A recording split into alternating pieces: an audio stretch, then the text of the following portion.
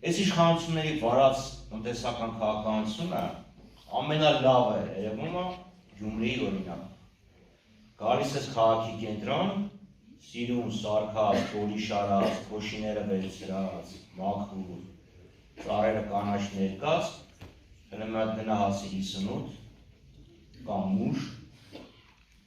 Ես վերջերս պետք է գնայի դեպի Ամասիա, այն հատվածը, որ իմ ամեն օրվա տան ճանապարհն էր, պետք է ընկնես մեջը, երկրի հակառակ կողմը Երևան։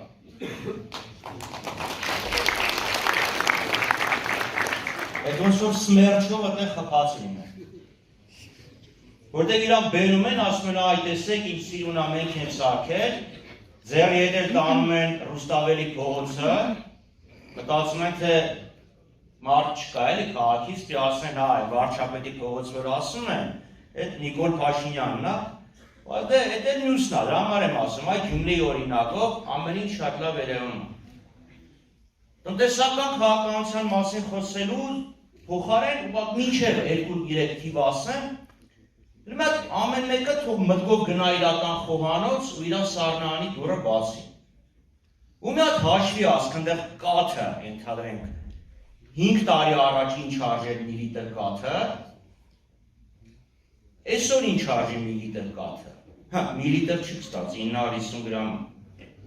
Լավ, էդ էլ հաշվի արեք, լավ։ Մի տարի առաջ մի կիլո միսը ինչ արժեր, այսօր ինչ արժի, ու մի հատ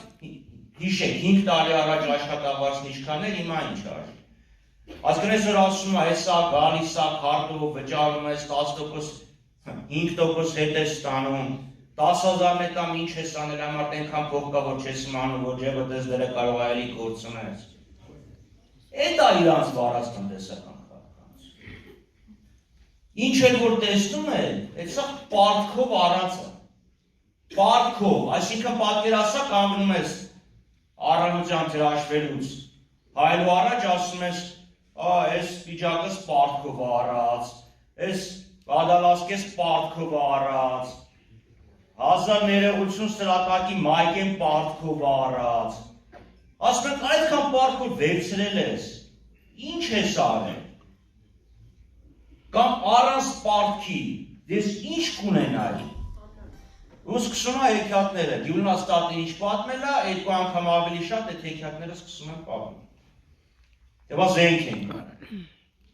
Այդքան զենք, որ առած լինեի, հիմա մենք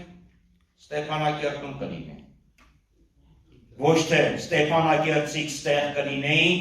տնից տեղից զրկված։ Այդ պարտքը, ասում եմ,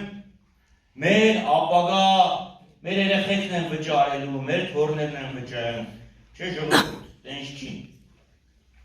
Այդ պարտքը այսօր մենք ենք վճարում։ Պետական բյուջեի եկամուտները 3 տրիլիոնից մի այսքան ավել են։ Ամեն տարի պարտքը, որը մեր պետությունը վճարում է, 1 տրիլիոն է։ Այսքան պատկերացրեք, տուն, ընտանիք, որ աշխատած ամեն 3 դրամից մեկը պարտք է ստանում։ Դա պատկերացա տուն, ընտանիք, որ 100,000 դրամ փող է աշխատում, 33,000 դրամը փողը չմտա, ստանում պարտքի տիրոջն է տալու։ Այդպես ոնց կլինի, դա պատկերացնում եք այդ։ Մյուսը, ասում են, միջին աշխատավարձը 300,000 դրամ արժի։ Չհամաչեի կասեմ նաթրը ձերթով բարձրացնի նրանք, ովքեր 300,000 դրամ փող են ստանում այս դավիճ։ Ձեր մեջ բաց մի հատ մտածեք, լավ 300,000 դրամ։ Դե միջին է, չէ՞ մի մասը ավել է ստանում, կեսնը մի քիչ ստանում։ Հələ նա ձեր մեջից մտածեք, ասեք 300,000, 330,000 դրամով է ստանում միջին աշխատավարձը։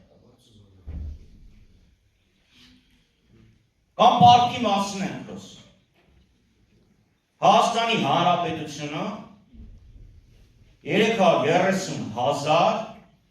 անհուսալի սպառողական վարկ կա։ 300,000 մարդուց ավել անհուսալի սպառողական վարկ ունեն։ Համարյա 150,000 մարդ սպառողական վարկի մայր գումարը 250,000 դրամ է։ պարքերով, տոկոսով, տուժով, տուգանքով կարող է 5 միլիոնը անցնի։ 300,000 մարդ, եթե գայինք դրան գումարած անուսալի գյուղատնտեսական վարկ, անուսալի բիզնես վարկ, հետո այդ բաժանենք Հայաստանում փաստացի ապրող, չափած բնակչությունը, այդ վարկառունների, անուսալի վարկառունների վրա կստացվի 6-7%-ից մեկը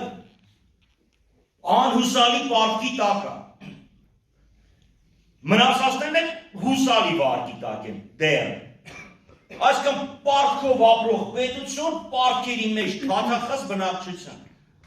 Բայց ասում են, տեսեք ինչքան լավ է։ Հայաստանը այսօր եկուց այն բանը որ թռնում է այն Սպուտնիկը որ թռնում է, վաղը ավտոբուսներ կթռնի, կհասնենք Մարս, արձակուրդը Մարսում կածկացնենք, հետ կգանք ստեղ։ Էս է իրականություն։ Էս է խնդիրը։ Այսինքն մի պետություն ասում ես, լավ ինչ ես արտադրում։ Հիմա շոկոլադ ենք, շոկոլադի գործարան ենք բացելու։ Հեսա բացելու ենք։ Լավ նախարարը 3 տարի առաջ էր ասում շոկոլադի գործարանը բացում են։ Ինչ եղավ այդ շոկոլադը։ Քերին ուրա որ երեխեն շոկոլադ։ Իրանք շվեյցարական շոկոլադ են ուտում, բայց այդ ստերը վերջ պիտրվի չէ։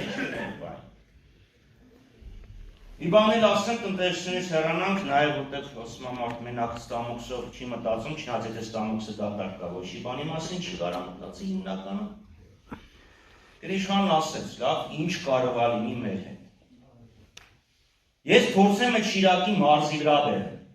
Լավ, Գյումրի թուրքի մայլա, ուրեմն ըստ ժամանակի թուրքեր են ապրել, հիմա մեր մեջ սեր ու հավանա, սեր եւ համերաշխությունա, ինչի՞ չէ՞